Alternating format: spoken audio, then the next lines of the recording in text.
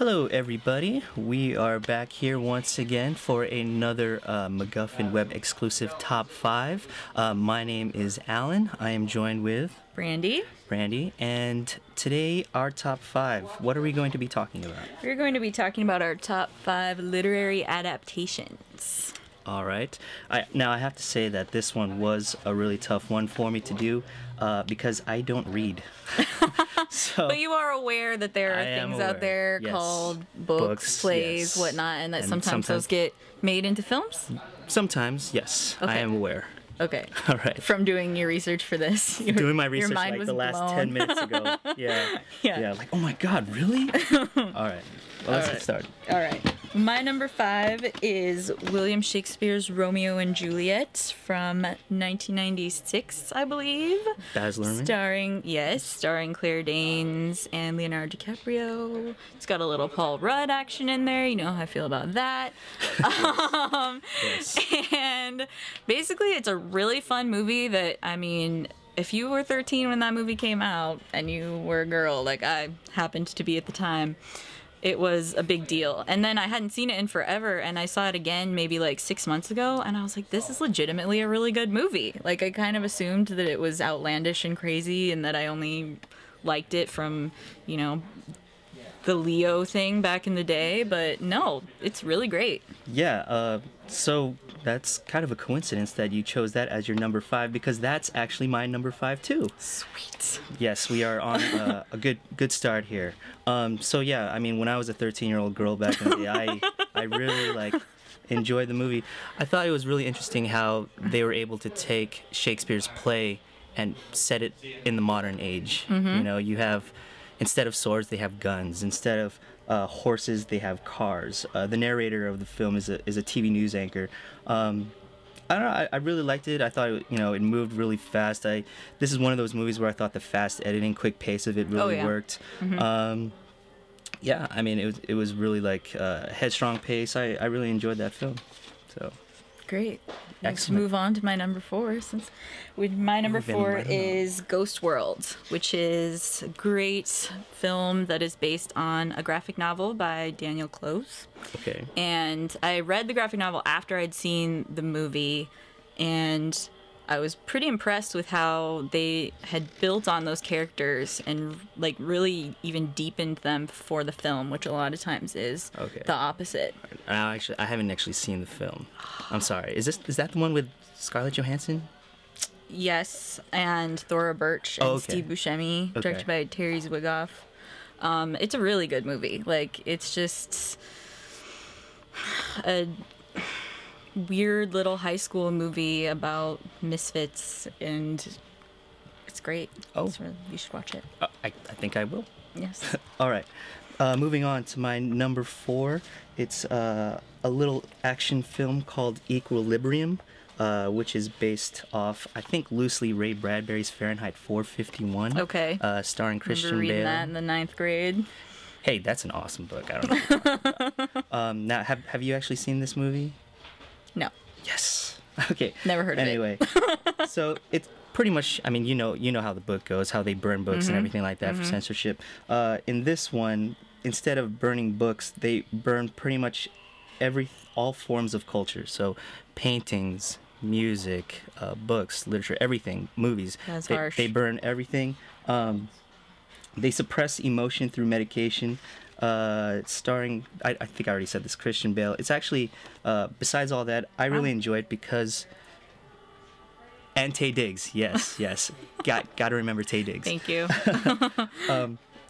The thing that I remember the most about this film, and the reason why I like it, is because the action in it is pretty awesome. They have this this way of using guns called gun kata that they named in the film. And it's really cool. They take like these guns and they get really close up to their opponent, and it seems like they're doing like martial arts with guns. Okay. You know what I mean? Like they block and they parry and they do all this stuff. It's sort of like a Matrix type of an action, you know what I mean?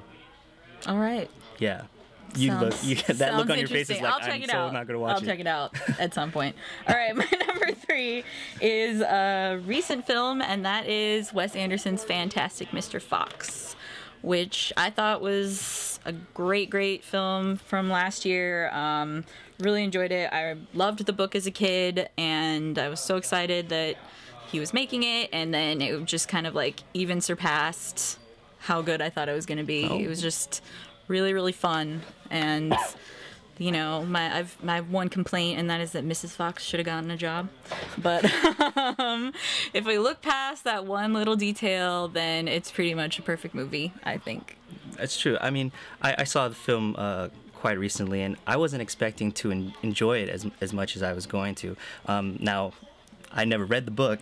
Now, how long is it? Is it like... It's short. It's really short. I mean, it's amazing that they're it's able like to 70 take pages. Something like that and expand it to a whole film. I really liked the characters. I thought George Clooney was great as Mr. Fox. And you could totally tell, even though... Jason Schwartzman.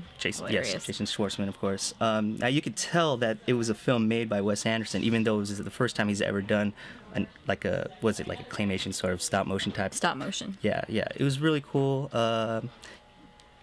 And I'm getting the signal to move on. Okay. Anyway, moving on.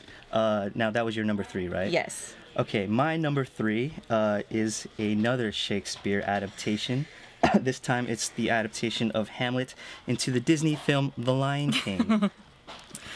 This movie was one of the staples of my childhood. I love this movie, and that's pretty crazy that this is based off of Shakespeare. But when you think about it, you have Simba's uncle Scar, who murders his father Mufasa and takes his place as the ruler of the kingdom. That's pretty intense. It's one of the great Disney films. It has great music, great supporting characters. You know, you have Nala, the love interest, Timon and Pumbaa, Rafiki, the Rosencrantz and Guildenstern. Yeah, exactly. Rafiki, Zazu, the hyenas. Beautiful animation, memorable scenes.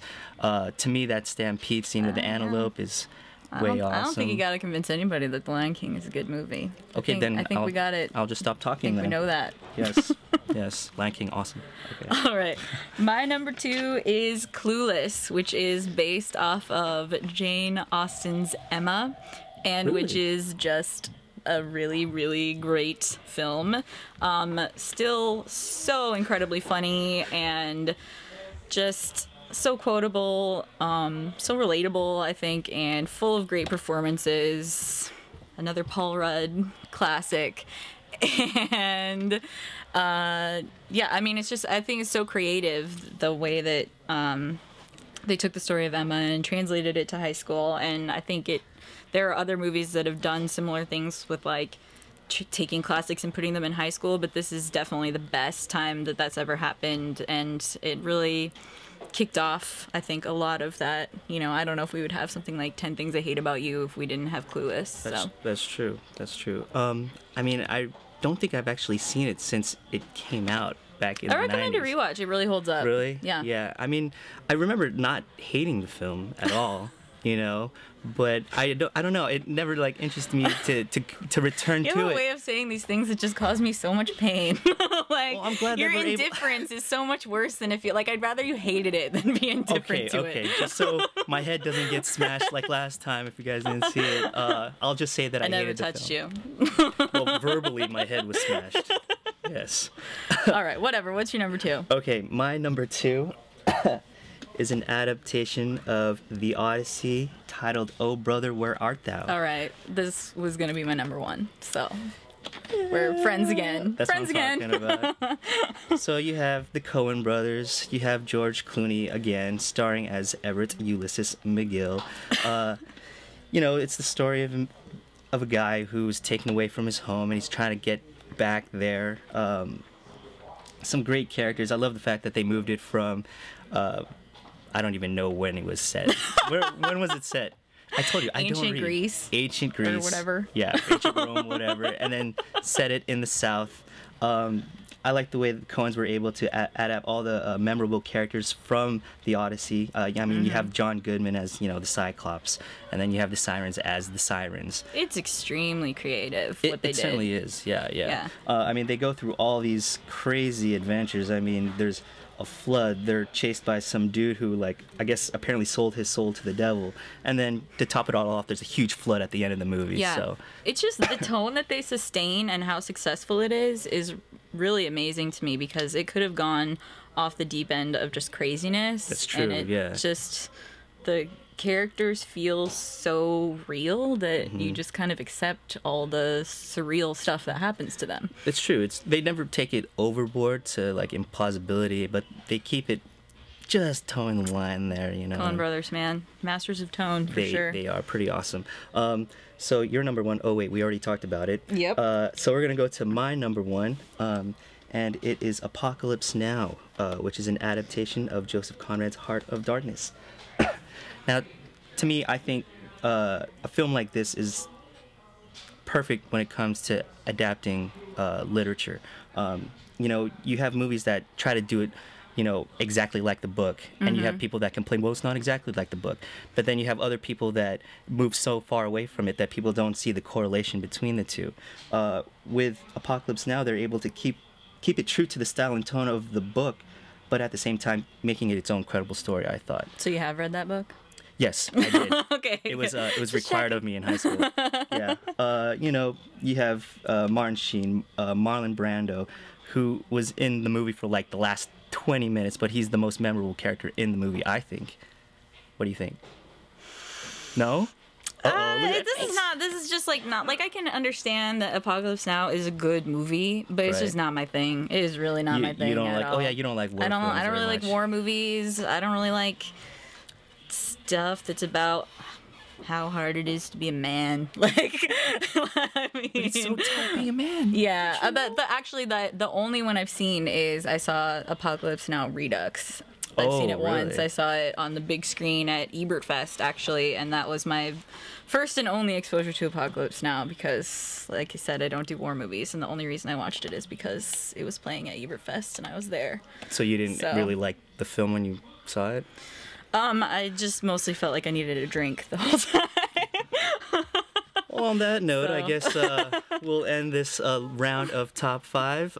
If you have any questions, if you have any comments, please hit us up on MacGuffinPodcast.com, and we will see you next time.